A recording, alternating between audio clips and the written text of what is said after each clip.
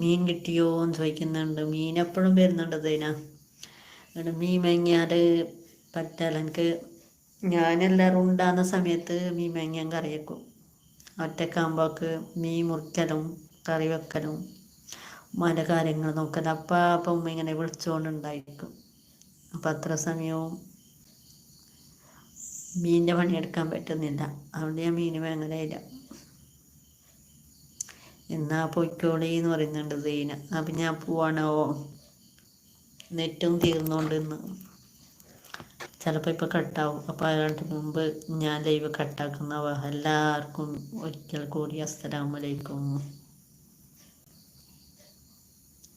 Seena bye എന്ന് പറയുന്നുണ്ട്. Bye bye.